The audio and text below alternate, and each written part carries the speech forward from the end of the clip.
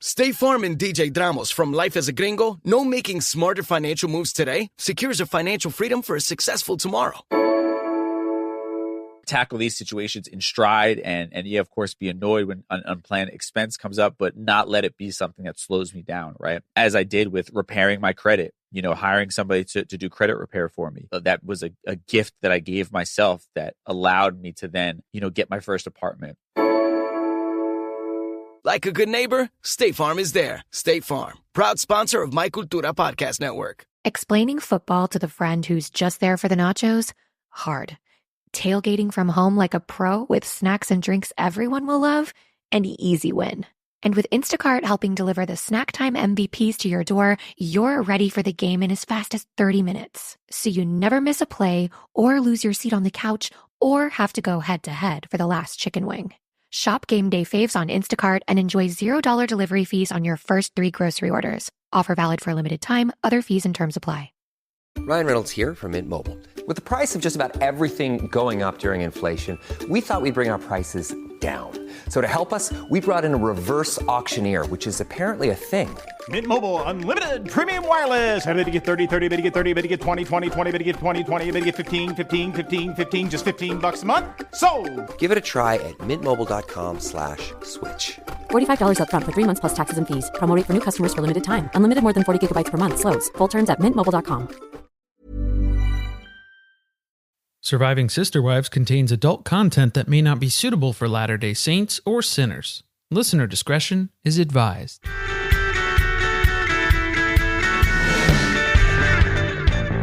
Hello and welcome to Surviving Sister Wives, the podcast where a monogamous couple drink happily while recapping Sister Wives on TLC. I'm Corey. And I'm Carly, and this is Season 14, Episode 12, Robyn versus Kody. The main event. Ding, ding, ding. What we're all here for. We've been building for this for a while. So another episode primarily focused on Kody and Robyn arguing about renting versus buying. Before we get started, let's do a little bit of housekeeping. Okay. Spring cleaning. So we have a listener survey that is currently live for you all to help us make the podcast even better by letting us know your opinions. First of all, thanks to everybody who's already gone in and submitted a response. We really appreciate the feedback. We'd love for more of you to go ahead and fill the survey out as well. It's going to help us figure out what we do next. So take a look in the episode description. We've got a link to the survey, so you can go ahead and copy and paste that over into your browser. There's also a link directly on our Podbean page as well. So if you go to survivingpod.podbean.com, or just find it through our Twitter page too, that's probably easier. You'll see it. There's a giant orange button on the page that you can't says miss Take it. Survey. You can't miss it. You can't miss it. Even Robyn would see it there. She might not be able to read it, but she would see it. No. Yeah, she just likes the colors. It's more of a sensory experience for her. All right. Okay. So yeah, we'll jump in with the TLC description here to get started. Robyn's rental house has been sold out from under her, and she has only 28 days to find a new home. There are no rentals, and tensions run high as Kody insists on buying a home, not wanting to stop building homes on Coyote Pass. When did they start building homes? I'm sorry. That's what I was going to ask. Robyn refused. I'm sorry, what? Did you watch the episode, Guys, TLC description writer? TLC. Robyn refuses. It's an impasse. What description? Much description such describe. All right, here's the rewrite. The better description. Please hit me with it. Sister Wives devolves into a boring episode of House Hunters. Christine and Janelle rack up frequent flyer miles. Robyn asks what earnest means. Kody calls Craig. Oh no. Yeah, that was probably my favorite part of the episode though, not gonna lie. No, Robyn, yeah. Robyn's like, is it an Earnest movie? Is it Ernest goes to the bank? Which one is this? Which I've seen. My favorite's Ernest. I like the Halloween ones the best, personally. I only pay $12 when I go to see an Ernest movie. Yeah, Can we put less down? Yeah, maybe less on the Earnest money. My money's all tied up in the Halloween specials. I've already told you. Yeah, Robyn was insufferable this episode. Wow. Rare form. Yes. And then her and Kody together, it just amplifies. It's like a magnifying glass just just the concentrated beam of bad decisions that just incinerates the rest of the family. It's incredible. It's good TV. It's unbelievable. Put it that way. It's good TV, at least. Is it? Nobody else was watching, but it was good TV for us. Yeah, we've noticed, guys, there's been a steep drop off in what appears to be viewership, just judging on the lack of tweets during the show. Yeah, everybody tuned in for the fight at Coyote Pass, and then since then it's been steep decline, to say the least. But yeah, we jump into the episode here with House Hunter's domesticated version. Yep, we pick up talking about Robyn's rental situation. Surprise. And they're going to look at a house, the first house, which, spoiler alert, is the house that they ultimately end up buying. But Robyn's acting like she's not that into it. It's 5 bedrooms. Too small. It's not good enough. Too small. Not what she's looking for. Too small. And Kody's getting pushy. Yeah. That's Robyn's main concern here. Yeah, Getting pushy. Well, that's because Kody is concerned because they have really run the clock down at this point. Yeah. There's almost no time left to even close on a house should they put an offer in on one and attempt to buy something. Right. He mentions later in the episode that average closing time on a house, putting in the offer to closing, is 45 days, and they have 28 days. So they are already out of time. They're not in a good spot. They're quickly approaching becoming homeless. It's dangerous. Dangerous. So we hear again about how Robyn buying is going to set them back from building out on Coyote Pass. Like, we get the concept already, but we keep hearing about it. It's a common theme throughout the entire episode. Robyn's still claiming that if she's at all okay with buying a house, it's going to appear as though she's contributing to the erosion of the family culture with them all being separated. So they don't like being separated. They don't want to be separated even longer. And she thinks she's prolonging that. She can't be held responsible. Sure, Jan. Sure. Whatever. We'll see, because you really don't buy a house that's, let's say, affordable. Economical. Yeah. No. Yeah, and basically Janelle kind of rings in, everybody does their own aside of their stance on it too. Janelle wants them to build as a priority. Christine was buying houses in Flagstaff before it was cool, so let's put it that way. So she doesn't really have an opinion as to whether Robyn buys or rents again. Yeah. And Mary, she found a rental in Flagstaff miraculously, right? But it was the same way that she deals with everything in her life. She just lowered her expectations and it just fell right into her lap. So that was great. Suddenly it works out. Yeah, she mentions how it's just her. Yeah. So it's a lot easier for her to find a rental. And I was like, I'm sorry, Mary, did you see the house that you just moved out of? Because when you moved into that, we all thought, it's just you. The monster house, yeah. Why are you living in such a big house? It'd be silly not to. It's the same price. So anyway, house number 1, house that they ultimately purchase. It is Mary level extra. So I've got some deets for you guys. Straight from the property description on realtor.com. Oh my. A heavily wooded lot. Can we laugh at that a little bit? Yeah. Trees. I repeat, In heavily wooded lot. In the trees. A heated driveway. 2 master bedrooms. A 6-burner cooktop. Commercial size refrigerator. Wine fridge. Overlooking the mountain. And guess what? Coyote Pass. Ooh. It's like 2 inches away from Coyote Pass. Spoiler. What do you think they'll put in the wine fridge? I don't know, but I can't wait for Mary to walk through this house. Oh yeah. I cannot wait to see the reaction. I'm gonna pee my pants a little bit. The first gathering that they have. Whatever Yeah, holiday. I'm interested to see if they run this by the other wives before they purchase a home that's almost $900,000. Yeah. Or if that's just something that Kody and Robyn go ahead and do. Executive decision. Yeah. Right. With the caveat that they are just out of time. They just had to make a decision. They They're had under to the do gun, something. yeah. They had to make an offer. Your children were going to be homeless. I have a lot of theories. We'll talk about them in a bit. All right. So Kody starts in with his master plan here to weaponize the children and guilt Robyn into buying a house. So This has been his plan the entire time. It's just this is the first time that Robyn has been able to come along on the trip with them. right, yeah, and he hasn't been shy about that. But this is going into full effect and now bringing Robyn along as well. Because for the first house that they walked through, it was just Kody and Robyn going through that one. For houses 2 and 3, they brought the whole family along. They made it a family affair. But we also get to meet Shelby, the real estate agent. well, not meet, but we get to see her again. Right. So Shelby takes them to, this is house number 2, a smaller home. And Robyn has already forgotten all the details about it because when she starts telling the producer about where they are today, she mentions that it's like 4 bedrooms, 4 baths, something like that. I don't know. I'm not going to buy it. I'm not interested. I've already erased it from my memory. I'm not putting an offer on this. Yeah. Now, Kody, before they enter the house, makes sure that he pulls Ariella aside. And as any good parent would, he starts to put the fear of God into her. Well, he gets on her level, as Super Nanny would say. Yeah. And right in her face. Right in her face.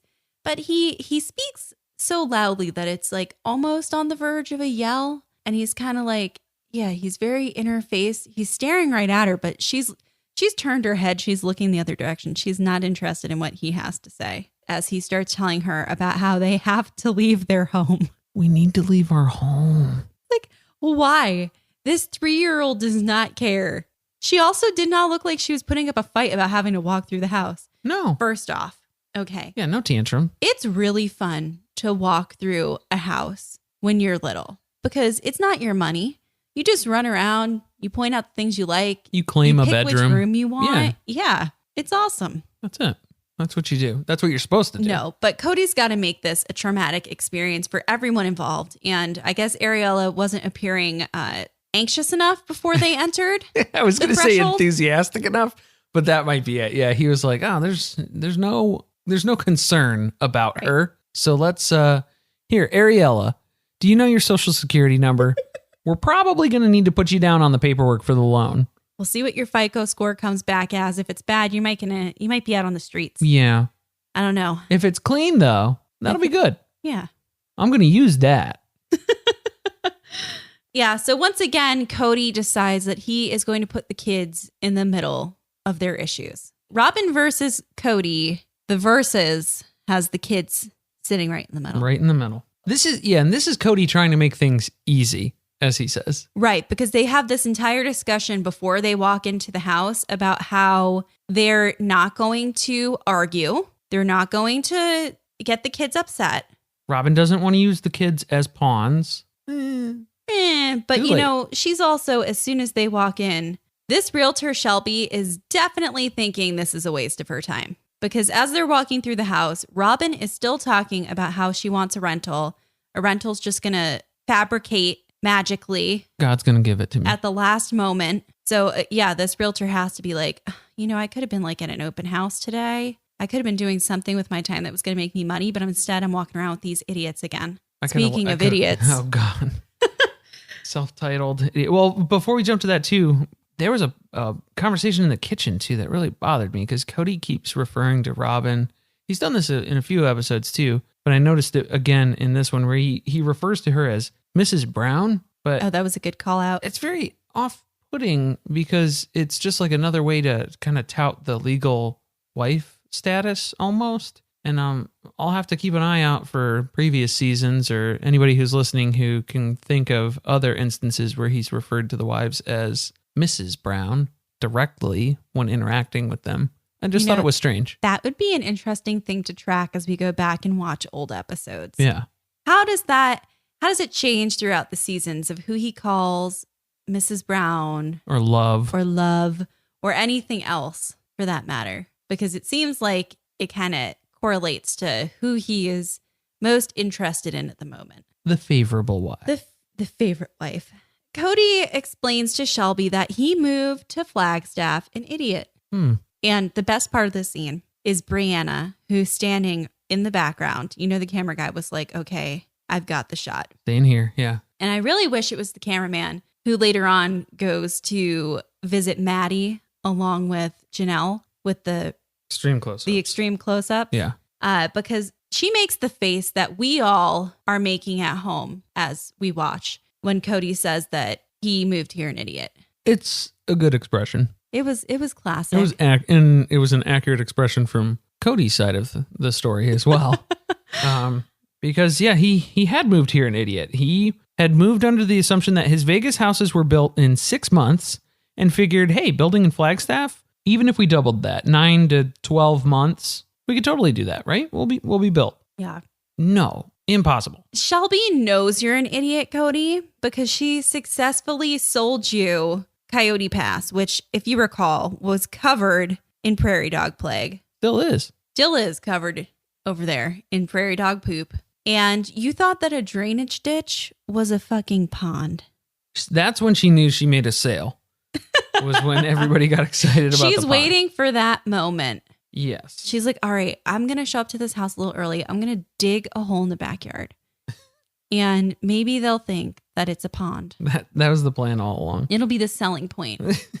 So Kody learns what utilities are after he moves to to Arizona and figures out that infrastructure, guys. Oh. Yeah, he did not get the memo about the fact that he purchased undeveloped land. It's undeveloped. It's in a flood zone. It's covered in prairie dog plague. It has a drainage ditch. It doesn't seem like the ideal piece of property. It's not great. Like maybe something's giving us an idea of why there wasn't so much competition for this piece of land. Right. I was stupid when I moved here. Now everyone has enlightened me. It'll take 2 years to get our houses built. Like, enlightened me. I'm sorry. How do you not ask any questions when you buy a piece of property and your plan is to build a house on it? And you've never done that before. Yeah. They've built houses from a builder. That's a very different experience where you walk in and you say, I want, well, first of all, they tell you what, here are the lots, what houses what lots, the lots which are already ready for you to build on, which home you're going to get structurally. You can maybe make a couple of changes, but that's all based on what's available from your choices. And then you choose the finishings. That's it. This is a completely different experience. You have no idea what it's going to cost you to get the property set up to be in a place that's livable, i.e. utilities, how much it's going to cost to have houses built there because you're not working with a builder and you're not building on it's not a builder who's building on a large scale like you would in a community like that, like a prefabricated community where you're just walking in and saying, okay, give me these 4 lots. But there are probably 100 other houses that are being built at the same time. So the materials are cheaper. And what else we were talking about too, with the distance from the road too, even just for their plots of land too, and how far you have to run all those connections to tap into those existing systems. It's insane. I don't. And then the flood zone. Flood zone's a whole other thing. No point you discovered there was a flood zone in the process of buying this piece of property. Usually it's listed. Okay. I'm mad at Janelle because Janelle is a fucking real estate agent. If anyone knew the right questions to ask, shouldn't it have been her? Yeah, but I mean, I guess she never really did just land sale. She just did, even so, residential. Before you bought something like that, wouldn't you maybe ask some other people who work with you? Like, hey, who do have an idea? Anybody ever done this before? Anybody know anyone who's done this or who works with an architect or something? Someone that has any idea what you should be looking for or be worried about when you buy a piece of land to build on. Just putting that out there. That's my rant for this evening. Perhaps the first of many. I have had 2 glasses of wine at this point. Well, we'll see. Somehow Kody gets on the topic where the problem that we're facing right now is that Robyn is so loyal to the whole family and this big picture idea that it's hindering her from doing something that she needs and that her kids need right now. Yeah, this annoyed me. I was like, all they've been doing is arguing for multiple episodes now. What is this, the 3rd episode of them arguing about renting versus buying? 2nd or 3rd, yeah. Yeah, it's the 3rd because they went to, in between, they took Chicago. a trip. Well, they were still arguing even though they were in different states. Exactly. The tension was there, guys. I was like, so how does Kody go from being irritated with her, where it seems like when he's mad at all the other wives, he's such a dick to them and he takes it out on them to an extreme measure. How is he taking what's going on right now, which is really Robyn being delusional and idiotic and selfish in some ways, and somehow he's twisted that into this idea that Robyn is being so loyal to the family that she's like a fucking martyr right now. She's getting credit for being the family martyr. So positive, yeah. Meanwhile, who knows? I mean, my opinion, I think Robyn may be a manipulative bitch. Well, yeah. Is this the plan? Does she know how to press Kody's buttons well enough that she knew that this would be how he would rationalize it in his brain, because Robyn can do no wrong? So if she's causing him problems, it's only because she's trying to put the rest of the family first because she's just so great. When you're praying as hard as Robyn, you can do no wrong, really. I'm like, any way you cut it. She's going to get credit for all of this, and then she's going to get her ass in that first class house. Oh, yeah. That's how it's going to work. She's going to get dibs. Mm-hmm. Yeah, first shot. It's like the more she tells Kody she doesn't want to buy a house, the bigger a house Kody looks to buy her. To convince her that it's the right thing to house. do. Yeah. It has to be awesome. To get her excited. Because that's another point that he It makes. has to get the kids excited. It has to make them feel like the money they're going to spend is worth it. Kody is a closer. And so at this point, he's doing upsell. He's upselling himself. That's an interesting vantage point on it. We had a great cut here next because Christine is rolling up to Aspen's house in Utah to some fat beats. Yeah. In her black SUV with the windows up. Mm-hmm. AC on blast. So she gets there, and we learn that Aspen and Mitch are living in good old U-High. U-High? Me-High? Good old Yoo-Hoo. Yoo-Hoo chocolate drink? In good old Lehigh. We've gotten some feedback about the Lehigh call. This is why the listener survey is important. It's a big deal. Go put your input in there because we're getting mixed reviews. Mixed reviews. So it's up to you. We're crowdsourcing this. Right. Is this the last Lehigh yell? That's up to you. I'm just trying to do it like the good old fashioned Texas Roadhouse Lehigh. Well, hit us with one last Lehigh. This might be the last one, guys. Better make it worth it. Let's enjoy it. Enjoy it together. Lehigh! The theme of this episode when it comes to the other wives, which we really only see Christine and Janelle in this episode. Yeah, Mary goes MIA. Mary's busy. I don't know what she's doing. I guess we find out next week. I guess moving all her shit by herself. Again. Since we skipped that. Yeah, thank God, though. The one move we didn't see this season. She had the extra move at the beginning, so they were like, okay, no more Mary moves. So going back to that point, the theme of this episode seems to be that Christine and Janelle take trips to see some of their kids, and they just tell their kids what we've been watching this season. Mm-hmm. Christine is at Aspen's, and she's telling her all about the ordeal of the moves they've been through so far. Flagstaff is beautiful. Yeah. Robyn needs to move. Aspen can't believe these bitches have been moving so much. Yeah. Like, what? What's been going on there? Are you How kidding? many times? Mary's moved 3 times? So she tells Christine that she did the right thing by buying a house. Which, of course, we already know that from Christine. Yeah, but Christine's not trying to rub it in that hard, you know? She just says, I bought. That's pretty much all she said this season about it. Well, and she feels like she can't weigh in on Robyn's experience because Robyn doesn't want to buy. And Christine's like, well, I bought. So, I mean, like, I can't really say don't buy. Yes. So that's where we're at next. They're on the couch and that's the exact conversation that they're having. And Christine's explaining herself and again, how she bought her house and how, you know, it set them back a little bit. But Robyn then takes it upon herself to get on her soapbox and talk about how she just can't do that to the family. It'll delay building if Robyn buys, and she's not having it. But how freaking awkward. Christine's talking about how she bought her house, and then Robyn is ranting about how terrible buying a home is because it basically fucks everything up for the rest of the family. How would that make you feel if you were Christine? I would say, well, it didn't in my case. But that's why I would never survive in a polygamous family. I also bought a house that is significantly less money than the one you end up buying, Robyn. And you could buy a whole nother house with the difference. And it cost me less than what my house sold for in Vegas. Yeah, eventually I wish that would get brought up. I want to see somebody say something about the cost of the house they ultimately buy, because I understand if you want to buy a house, you kind of are in a situation where it seems like you need to, but did you have to spend that much? No, probably not. All right, but enough chit chat. Okay. It's fucking hummus time. It is. It's time to dig in to some hummus. Hummus. Because Christine, we learn, has the best hummus recipe of all time. She has perfected hummus. Yes. That's how desperate they are right now for material. We're talking about hummus. They're like, sure, Christine, can you riff on hummus for like 5 more minutes, a little bit? We need to fill some time.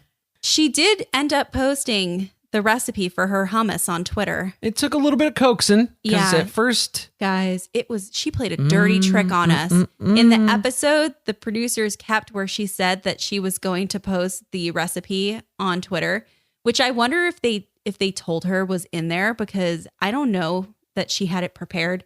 Didn't seem like she was ready to press send, because she decided that this was a golden opportunity to promote her freaking MLM business. Again, LuLaRoe. She tried to get us to join the group. At first, she said that you had to join the group and she was going to post the recipe tomorrow. And we were like, nah. No. Now. Bait and switch. Yeah. So we started a riot on her post. Not really, though. I mean, there was like 5 of us on Twitter tweeting about I the think she episode. got some pressure, guys. She got some pressure, though. That's for sure. Because she ended up posting the recipe like 10 minutes later. Yeah. So we retweeted it. It's on our Twitter, too. But it's on hers also, obviously. yeah. It's nothing groundbreaking. Yeah, it's mostly... It's hummus. It's chickpeas, some seasoning. Aspen was already talking shit about the recipe before they made it. She was like, yeah, it needs more flavor. So. I know. She was like, I don't really like your hummus. But Christine explains that away, too, is there are people who don't like my hummus, but they're probably insane individuals. As they're preparing the hummus, because not only did they talk about hummus, but they made the hummus. Oh, yeah. The house shifts to the biggie house. The house shifts. The house will settle. The house shifts off its axis. It's a new house. It's going to take some time to settle. So they start talking about the biggie housey. And Christine is talking to Aspen about it and kind of what her thoughts on it were, which I think it seems like Aspen was probably aware of to begin with. But Christine tells her, that it was hard telling the other wives, that she didn't like it. And how can you bring up such a harsh conversation of, I love you, but I don't want to live with you? Yeah, how do you say that to someone? I told them I love you and I don't want to live with you. It was comical. It was great. It was. It was perfect. It was, but I was like, all right, Christine. I mean, you didn't really say that. It took her a long time. Like she said, it took them a month and a half to have these conversations. Like they were talking about this way too much, as we all know. We all know. Yeah, we're done with that conversation. We felt it. And Kody apparently is still pissed at Christine for having killed that dream. He's still walking around with that chip on his shoulder. As expected, yeah. I mean, Kody doesn't give me a reason to think that he wouldn't. What if they had already started construction of the biggie housey and Robyn had to buy a house? Yeesh. Yeah, because I don't know if they even finished pulling utilities, basically. It's like... No, but they probably would have invested a lot of money. State Farm and DJ Dramos from Life as a Gringo know making smarter financial moves today secures your financial freedom for a successful tomorrow. Tackle these situations in stride and yeah, of course, be annoyed when an unplanned expense comes up, but not let it be something that slows me down, right? And also, as I did with repairing my credit, hiring somebody to do credit repair for me, that was a gift that I gave myself that allowed me to then, get my first apartment, get, my first car under my name, then eventually buy my own home. Like these are all things that are possible for all of us. We just have to educate ourselves and put in some of the hard work that it takes to unlearn bad practices we might have, inherited from our family. And then also educate ourselves on the things that we don't know, the information that wasn't passed down to us because our parents weren't educated on these things. Like a good neighbor, State Farm is there. State Farm, proud sponsor of My Cultura Podcast Network. It took a lifetime to find the person you want to marry. Finding the perfect engagement ring is a lot easier. At BlueNile.com, you can find or design the ring you've always dreamed of with help from Blue Nile's jewelry experts who are on hand 24/7 to answer questions, and the ease and convenience of shopping online. For a limited time, get $50 off your purchase of $500 or more with code LISTEN at BlueNile.com. That's $50 off with code LISTEN at BlueNile.com. This episode is brought to you by Progressive Insurance. Do you ever find yourself playing the budgeting game?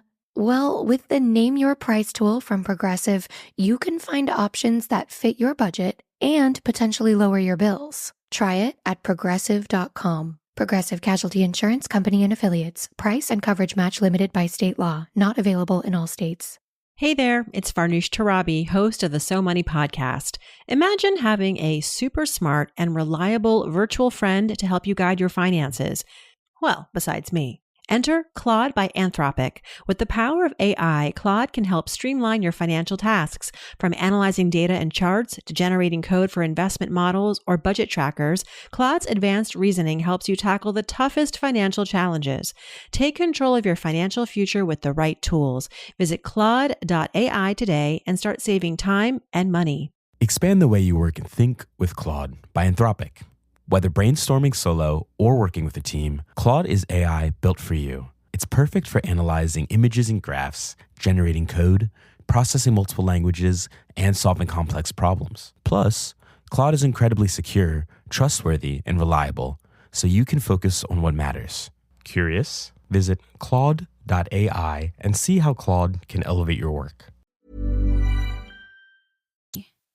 Christine then tells us that she has a lot of envy for the living situation that Aspen and Mitch have. And really where that's coming from is because they're close to family. So Aspen talks about how her grandma's there, that they're near Mitch's family, and that's one of the reasons why they wanted to live in Utah. So it seems like Christine, everybody, I think, in this family wants to live near family. Well, and then some people are granted that privilege and other people it's neglected.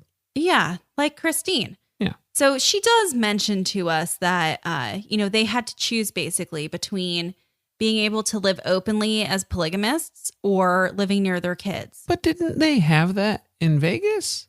They did. To live openly, because nobody gives a shit what your religious views are in Vegas. Right. Nobody cared. This was just going to be a move that saved them a lot of money, remember? It was going to be great. Yeah, because then that is not what ended up happening. Paradise. That is not what happens. Mm-hmm. So this is when we cut to a group discussion on the couch as well, and the producer asks off camera, so when do you guys think you'll move out to the property? And Janelle immediately says, never. Yeah, that was like an instantaneous response. It's just something we talk about. It's not going to happen. Never. We just sit on this couch and we talk about it. This is just something it's just a storyline that we film for this show. Not real. Cody admits and assures us that he has a 2-year plan. Thank God. Which I don't even know. I would love to see the blueprints for that. And then Mary says, I don't see it happening in the near future. So I guess 2 years isn't technically the near future because for them, that's 2 moves and that's essentially a lifetime away. Yeah, Mary was really thinking about how she was planning to be in and out in 2 years here. Yeah. Get the house. She was looking for now. Separate. Oh, yeah. Sell the house, free up some cash, and blow out of there. Yeah.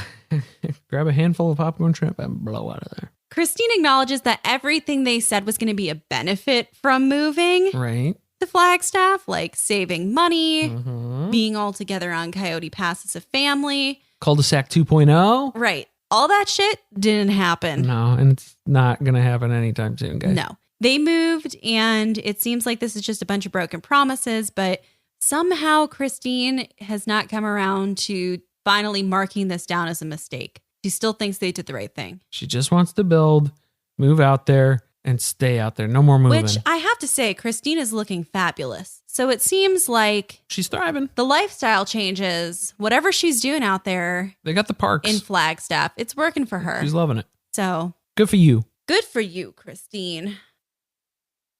On to house number 3 back in Flagstaff. Yeah. It's almost decision time, right? On the house hunters list, you have to name the houses too, I guess, but they didn't do that. They skipped that part. Yeah. It was very confusing. They should have named the houses. They made too many graphics earlier on in the season. They couldn't come up with They didn't have the budget. Yeah, they had the intern was already at overtime, guys.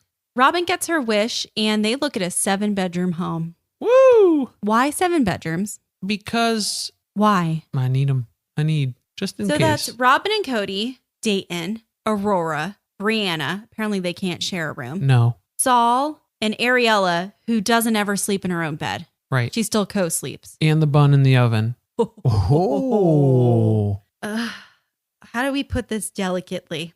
Robyn's swole. Oh, no. I was going to say Robyn looks like she's in a delicate state. Oh, I did not phrase mine as as eloquently. Robyn is looking rounder in areas that would make you think a delivery is on the way in the future. That or her school marm outfits are really not doing her body justice. Okay. So it's suspicious given the fact that Kody and Robyn had that little chat on the couch in front of all the other ladies about if they had a baby, what do they think the baby would be? Right? That was weird. Yeah. It was like, at Christmas time. I didn't like that. Do you know? No, then there was a second one when they had the gender reveal. Oh, yeah. Yeah, I didn't like that either. So I don't like any of this. I don't like where this is going. I don't know, y'all. If she was pregnant at the time, the baby never materialized. Because we're a year later now. Unless she's hiding that baby, which who knows? That would be an amazing twist to the next season. You know what they had to do? It explains why they haven't built on Coyote Pass either. They needed to appease a witch who lived in the woods on the property by providing a child. That they have to sign. A sacrificial child that they had to sign over to the Lady of the Woods. Oh, Mary.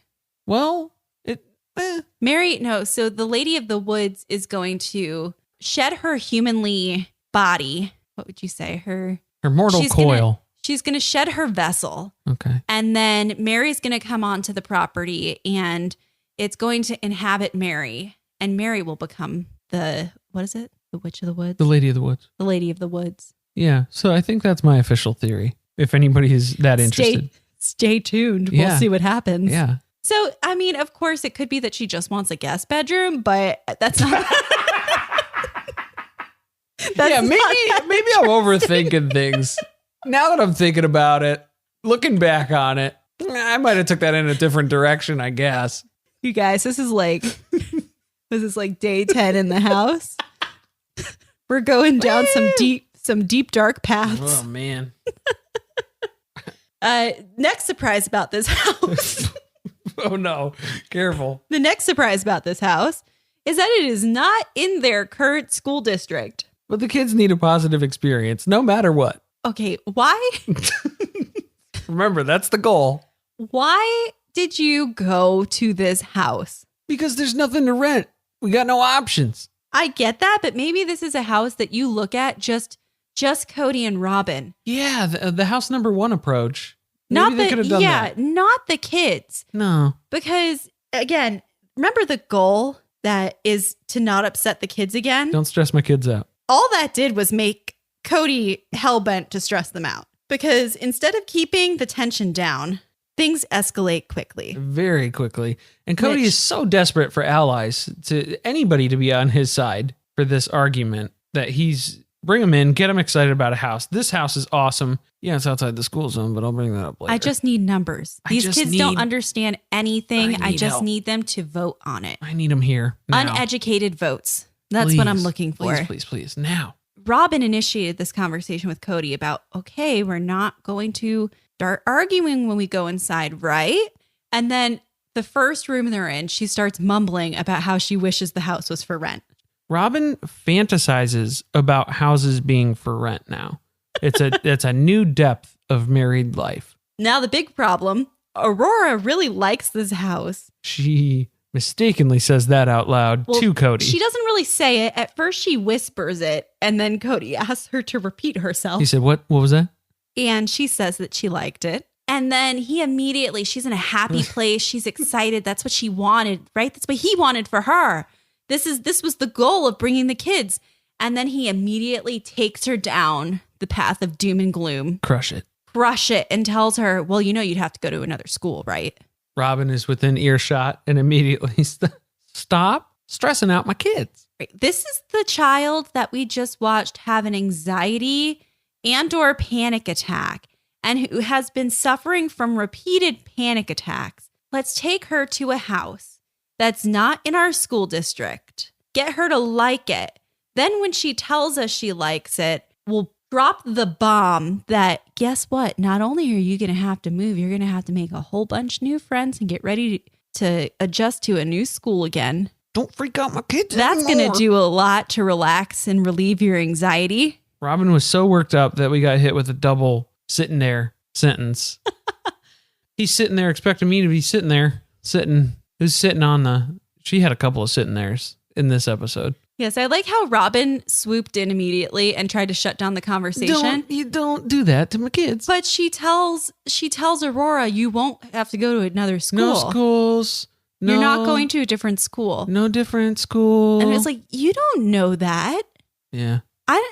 Did she even know that the house was in a different high school district? Kody seemed to know it. There's something that tells me that Kody would not share that information. Yeah. They're the biggest idiots. If you don't know if they go to the same schools, again, like, ask some fucking questions. These people don't ask questions when they make large purchases. If the kids would need to transfer schools, it's not an option. Now, Robyn fake screams in her talking head interview with the producers. So give her an Emmy for that. At least she changed things up here. Instead of crying and sobbing, we went to screaming. Well, there's plenty of time for the sobbing, too. Later. Yeah, she'll get that in. She gets to work on both of them. Yeah. So they leave the house and they're standing outside talking about what they want to do. Again, Robyn is relentless about the fact that she wants to rent. Needs to rent.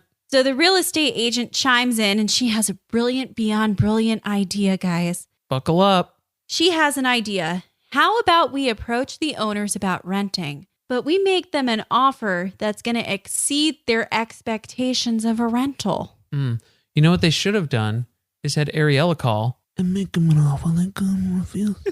She's telling them that let's just straight up overpay. Just throw any amount of money that you can at them to get them to agree to this so that I can just be done with you people because I'm ready to move on. On to the next one. I'm making it up in volume here. So this is when they decide the house is out of the school zone range, but hey, Kody will deal with that. He'll cross that bridge when he gets to it. The first impossible task that he wants to achieve is asking the person who's selling their house to rent to them first, and then he can go figure out and sort out the whole school district issue. He'll fix that later, I'm sure.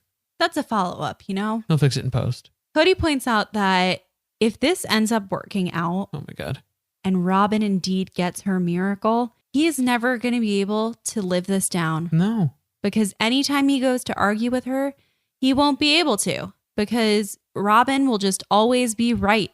Because as long as she truly believes, God will always provide what she wants. She'd be the prophetess of the family. So he's rooting against her at this point. But can you imagine if it did if that did happen and that was the world that we lived in? No. I wouldn't be able to handle that. No. Moving forward, can you imagine what her ego would have been like if that did happen? Where God is in tune with her wants and desires in such a level where he makes these types of things happen right at her feet? He makes everything on her vision board come true. Good Lord. Well, that's what happens when you sell your baby's soul to the Lady in the Woods. Lady in the Woods. It's not God then, it's Lady in the Woods. Lady in the Woods will make you more powerful. Yeah, it's tempting. She'll build your house in 6 months. What was the travel budget this year? Because now we flash forward and Janelle is going back to see Maddie and Caleb again. Mm-hmm. This time Maddie is 7 months pregnant and we hear immediately about how she wants to do another home birth, but it's very difficult to do that in North Carolina because, you know, they kind of have some issues with women having babies in their own homes where they don't have immediate access to emergency services. Fair enough. So she's a little annoyed that she can't find a practitioner. So she's starting to think it's not going to happen. And she has also decided that she doesn't think she can do it herself, which, thank God, that is the real miracle of this episode. Because there is no way I'm watching an episode of Maddie giving birth by herself in her home in North Carolina. Yeah, just plopping a kid out in her bathtub. No. Alone. Be like The Walking Dead. Now we learn about a new fictional animal that I didn't know existed, and it's called the pregnancy unicorn. Yeah, Maddie is all in on a home birth, but she does not like being pregnant. That's why she wants a home birth. She just wants this done and over with. It's eviction time. Yeah, Robyn's not the only one getting evicted. So we get to hear about that all over again. Instead of Christine explaining it to Aspen, we get to hear Janelle explaining it to Maddie and family. Yeah, it was riveting. So the best part of this conversation is how it starts. Because Maddie tells Janelle that she spoke to Kody and that he mentioned that Robyn had to move. And Janelle clarifies Robyn and Mary had to move. So Kody apparently seemed to have forgotten all about Mary. Oh, yeah, Mary is moving. Oh, Oh, shit, where is Mary? I haven't seen her in like 3 months. Shit, I didn't help her find a new rental. Huh. I didn't help her move I didn't sign of her old anything. place or into the new one. Did I sign something? Where is she? Huh. But that's basically that whole segment. They had tacos. It was taco night. It was good. Caleb asks how much Kody misses him. They're still trying to get everyone in this world to move to Flagstaff. Until they move again. Yeah. I've had enough of Maddie this season, guys. I'm going to put that out there. Yeah. I know we're going to have to see her have that baby. Yeah, next week. Trying to mentally prepare myself for that. They were already starting in on the footage. I can't promise we'll watch that part. We'll see. Yeah. Might fast forward. I got the gist of it. I understand what happens. To make switching to the new Boost Mobile risk-free, we're offering a 30-day money-back guarantee. So why wouldn't you switch from Verizon or T-Mobile? Because you have nothing to lose. Boost Mobile is offering a 30-day money-back guarantee. No, I asked why wouldn't you switch from Verizon or T-Mobile? Oh. Wouldn't. Because you love wasting money as a way to punish yourself because your mother never showed you enough love as a child? Whoa. Easy there. Yeah. Applies to online activations. Requires port in and auto pay. Customers activating in stores may be charged non-refundable activation fees. When it comes to weight loss, no two people are the same. That's why Noom builds personalized plans based on your unique psychology and biology. Take Brittany. After years of unsustainable diets, Noom helped her lose 20 pounds and keep it off. I was definitely in a yo-yo cycle for years of just losing weight, gaining weight, and it was exhausting. And Stephanie. She's a former D1 athlete who knew she couldn't out-train her diet, and she lost 38 pounds. My relationship to food before Noom was never consistent. And Evan, he can't stand salads, but he still lost 50 pounds with Noom. I never really was a salad guy. That's just not who I am. Even through the pickiness, Noom taught me that building better habits builds a healthier lifestyle. I'm not doing this to get to a number. I'm doing this to feel better.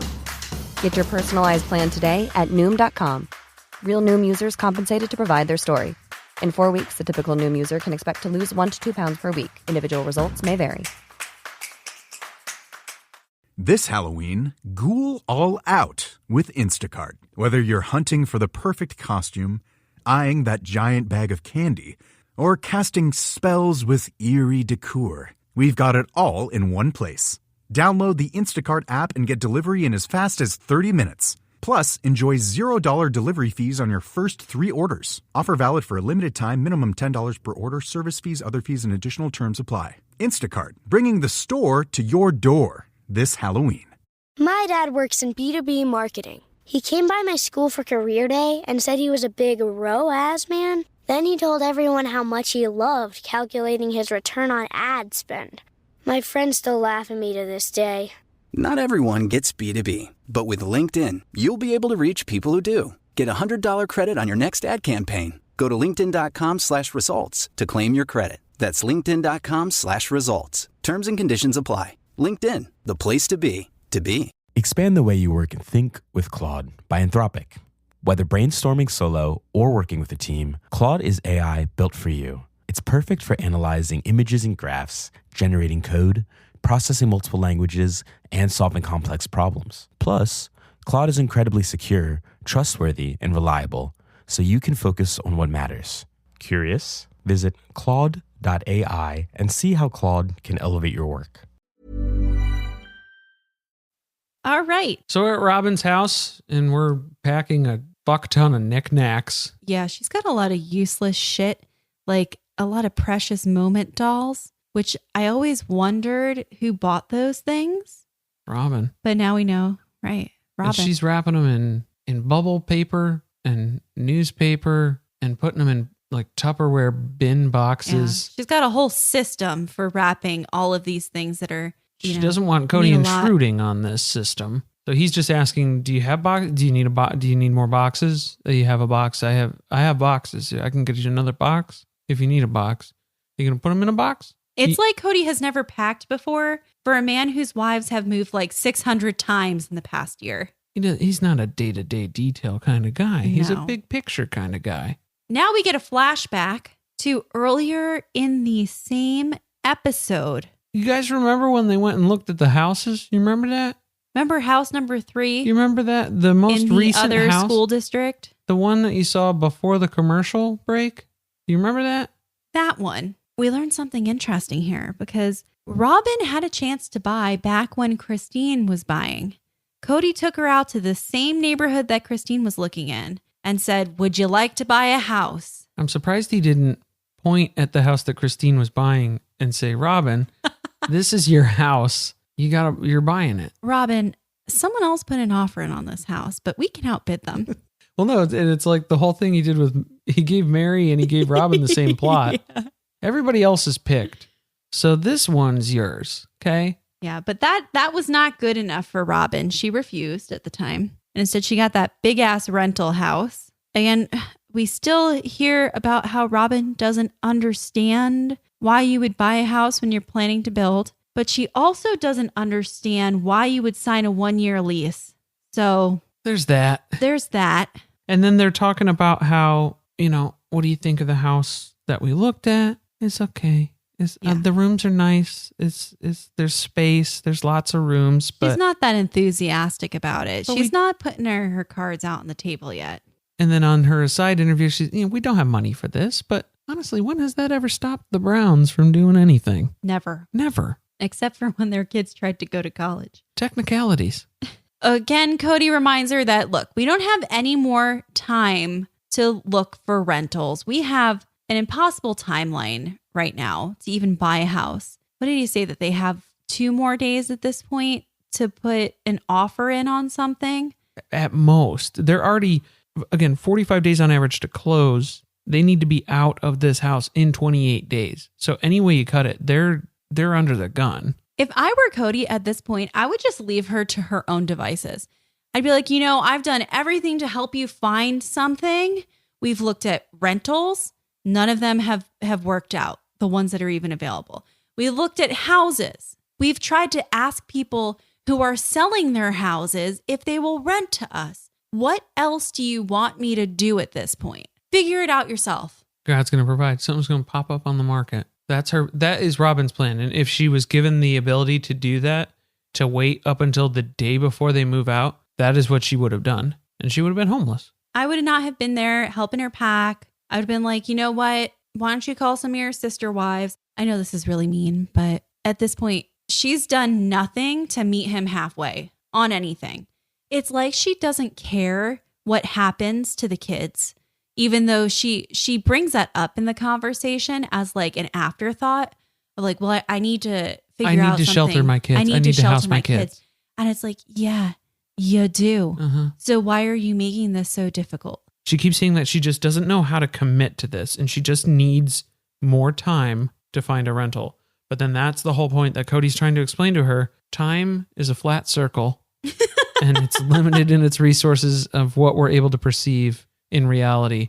This does not make sense to Robyn because all she's saying is she just needs more time. She'll find a rental if she has time. So she needs time. Robyn has been building a time machine. She's got a DeLorean in the garage. She's got a plan. She's going to go back in time, back to the time when they rented this house in Flagstaff. 2-year lease, please. She's going to ask for a 2-year lease, or she's going to move in, but she's never going to unpack her stuff, and she's going to immediately start looking for a new house. This is the plan. This is the point that we're at. See, what's great is she would be the person who would build a time machine, go back in time to sign a 2-year lease instead of a 1-year lease, and then get served the same notice that they're selling the house because that still would have been in the contract for a 2-year lease at the same time, and she'd be in the same situation. So she still wouldn't, even if she had a time machine, she wouldn't be able to fix this problem. So Robyn is still begging Kody to get her a rental. So he breaks down and he finally just agrees to call the seller of house number 3 and ask if they will rent their house. And it takes him a while to warm up here. He's kind of stalling. Robyn just thinks that he's mad at her and delaying this, putting it off because he doesn't want to even imagine that renting this house would be a possibility. Right. That's what she's upset about. She thinks that she thinks that this is him avoiding doing everything possible to get a rental because he just wants to buy now. She thinks that Kody's worried that the guy's going to say yes and that she's going to be right. But Robyn can pinpoint people's expressions and read their emotions, but she's really, really bad at determining the root cause of those emotions and kind of figuring out what that decision is and like where it comes from. So the whole reason Kody tries to explain to her too, I'm just trying to build up my tenacity to even call this guy. Yeah, and he knows this is a really stupid idea. This is a stretch. And you know how he knows? Because he's done it before. Robyn has asked him to do this before. This is not the first house at this point in the search over the past 3 months that he has desperately called the seller and asked if they will rent it. And he has been denied every single time. So we finally work up the nerve. Ring, ring, ring, ring. Hey, Craig. It's Curtis. Oh, Curtis. Oh. Watching him watch this footage back and reflect on it was amazing. We're off to a good start. Kody tells Curtis that they looked at the house last week, which I guess there was no pressure to just make a decision at that point. But he now asks if they'd consider leasing the house for like something like 1.5 years, 2 years. And then he has the nerve to put the pressure on Curtis to make a decision within a day or two. Because they got to be out. They got to be out. Sorry to do this to you, Craig or Curtis or whatever the fuck your name is. But I really need you to decide if you're willing to rent me your house instead of selling it. In Kody's aside interview, he admits that whatever this dude comes back as with a number, he would pay that. Whatever the number is. Yeah, this was an interesting... Yeah, he's so desperate at this point because he knows that whatever they end up paying in rent over that span of time, he'll be able to build. Well, the key part of this was he said that it will allow him to build their houses and Robyn can be where she wants to be, even if that takes a small fortune. So again, the queen gets what she wants. Now, I said the thing about Curtis because his wife has to be sitting next to him. Like you can picture it. She's like, sure, she's furiously shaking her head at him during this conversation and telling him to just get the jackass off the phone and hang up with him and tell him, no, we're selling our house. We're not renting it. Yeah, because the whatever move-in date Kody threw out there, end of July, whatever the date was, Curtis's response was, that'll put us under some pressure. That's not going to be good for us. Yeah, let's just inconvenience everyone else with our problems. You know, I'm pretty bad. I'm pretty bad at planning my own life, so I'm going to go ahead and ask you to go ahead and rearrange your life to help accommodate me with my issues that I'm having. So Kody's take on the phone call is that it's a miracle that Curtis is even considering renting to them at all, and he's thankful for that opportunity. And so he ends the call, gets out of there as quick as he can. Robyn also says that she would never have left Las Vegas if she knew that they were going to need to be moving repeatedly in the course of a year. I like that this was where it finally clicked because Kody has been explaining this so many different ways to Robyn and it finally makes sense. Does it? Finally starts to make sense. There's an indication that it's making sense. Robyn's finally broken down now and she's at the point where she said, okay, if the guy comes back and says, no, we won't rent you our home, then I will agree to putting an offer in on this house. It took her so long to get to that point.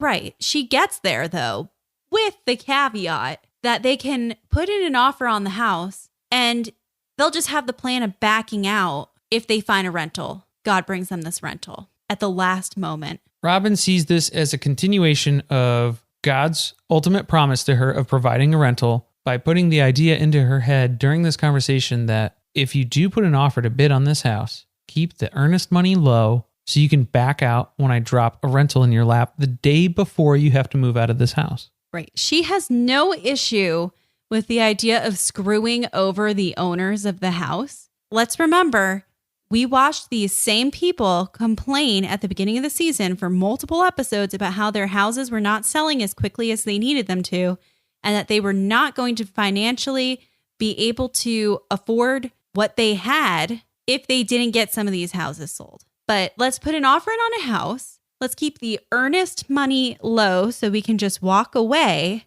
and we'll just rent at the last minute and leave them high and dry. What's That wrong works. with that? That works. Kody, to our surprise, does actually have an issue with this entire scheme that Robyn's thought up, because he says that if he puts an offer in on a house, it's because he's serious about it. He's going to buy it. That's the point. Well, he's also mad that Robyn's not getting excited. If you're going to spend this much money on such a large purchase, you have to be excited about it. It's called earnest money for a reason. Earnest means serious in intention, purpose, or effort. It means you're serious. Yeah, this isn't serious money for Robyn. This is sure money. There's a difference between sure and yes for Robyn, and we find that out pretty quickly. And she actually tells us that she isn't serious about buying the house until basically the point where they just need her signature. If they get to that point, she'll show up. She's just basically giving Kody a sure to his plan right now. She's not really on board. She's not really agreeing with him. She's not really saying okay. She's just saying, I'm along for the ride until my plan works out, because God's going to come through. And then I can say, I told you so. Right. Kody has a realization that they've been talking about this same crap over and over again, and that all they're doing is rehashing the same freaking argument about renting versus buying. Thank you. So it took Kody 12 episodes to get to the point that every single viewer on a weekly basis is at for this season. Record time. And then he also has a second epiphany here and says that they would have saved a fortune if they had just freaking stayed in Las Vegas. No shit. That's what everybody's said to him. Since the first episode, since he was trying to convince all of the wives to go. Well, he told them they were going to make a small fortune. Right. Instead, they spent a small fortune. Wrong way. Robyn cries again. Yeah. She still wants to look for rentals. We get it. We get it. Earnest goes to camp. Earnest buys a house. She tells us she's refusing to lay down her sword because she just can't end the fight despite reality. I'm ready for her to fall on her sword. Don't just lay it down. Next week, Flagstaff becomes the 10th circle of hell as fire and brimstone enclose Mary's new rental home. It's a feature. It's a selling point. Robyn also moves out of her rental, but to where? I don't know. And Maddie thinks she's going into labor, but Kody can't handle leaving Robyn to pay attention to anyone in the rest of the family. It's too much. It's too much to ask for. Thank you for listening. If you want to support us, the best way to do that is by subscribing to the podcast and leaving an iTunes review. You can listen to us on Apple Podcasts, Google Podcasts, Spotify, Stitcher, and Podbean. You can follow us on Twitter at surviving_pod, where we live tweet the episodes every Sunday. Huge thanks to you, our fellow survivors out there. You're not alone, and we'll all get through this together. Stay tuned, share with friends, and see you next week.